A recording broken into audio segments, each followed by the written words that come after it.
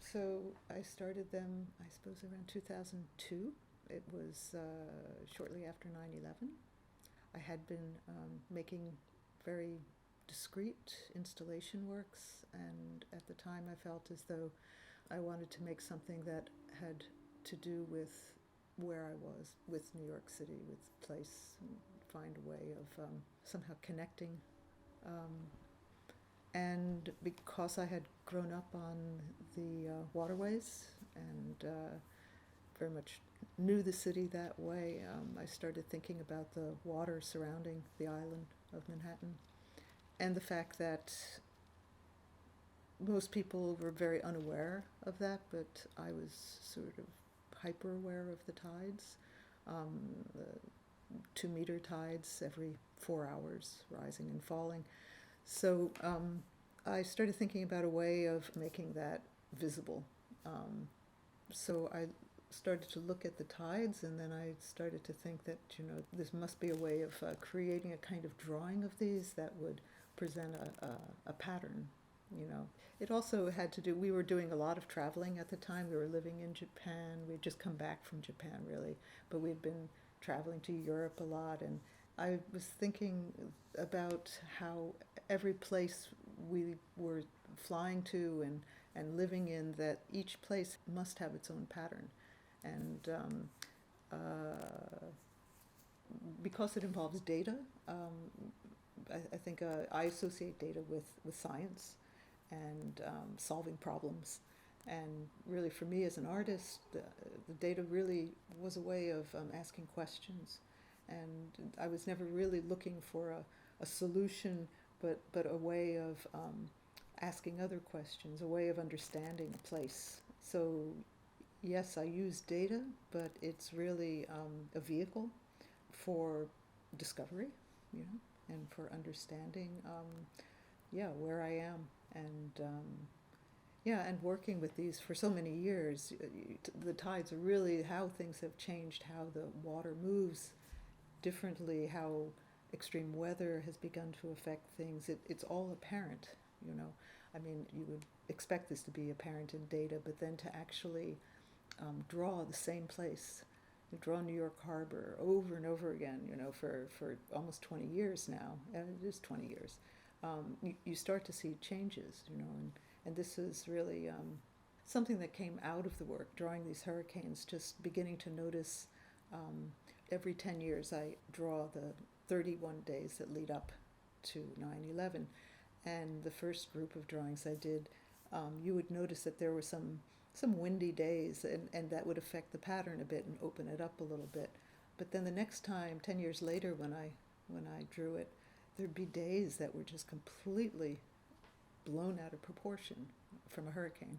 And it was just sort of, mind-boggling. I mean, how completely destroyed the pattern.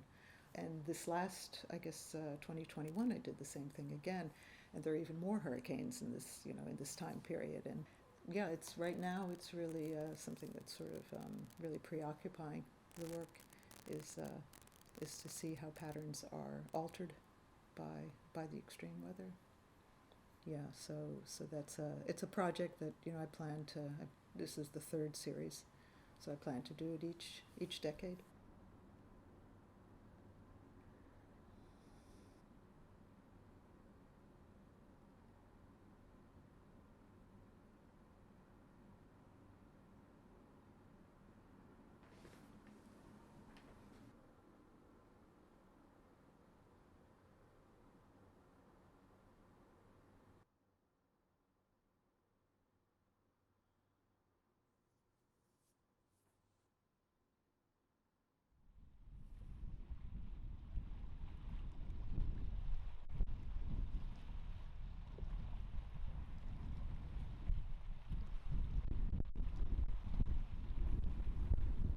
I guess originally I discovered it. I had been working with vellum, and I was really attracted to vellum's sort of quality of, there's this kind of light to vellum. And so I was really exploring papers a lot, and I ran across this paper I'd never heard of called Gampi. And it just had this capacity for gathering light. I mean, immediately when you touch it, you can tell that it's something very special. It's very, very sheer and is almost the weight of tissue paper, but it's also very, very strong. It's, good Japanese gampi, you can tell it's really quality gampi by just the sound of it. It has a very particular sound. It's a kind of crisp. You can tap it with your fingers, and it has this kind of crack to it, cracking noise.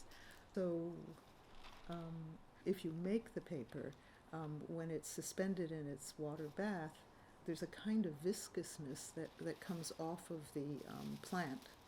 And in making the paper, it settles on the surface of the paper. And so this is what is reflecting light in this way. It has this sheen to it that I've never seen in a paper before.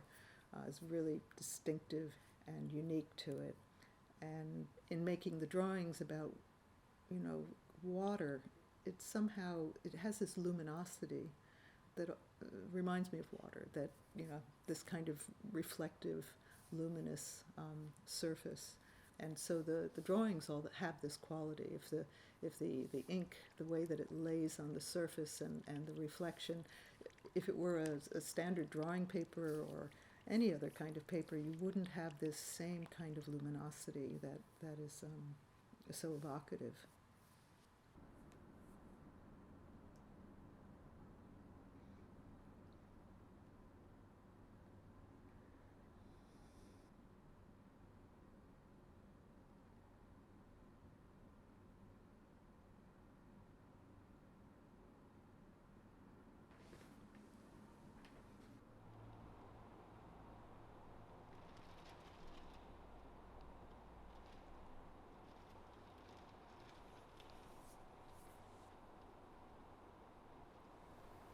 It's very hard to do the same thing the same way, especially with this amount of time in between. And I increasingly want to push the material.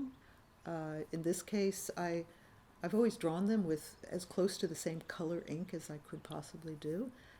Even if they're mixtures, I try to keep that really consistent. And somehow this time it seemed to make sense to alter the color just slightly as it moved through the month approaching September. So that's different.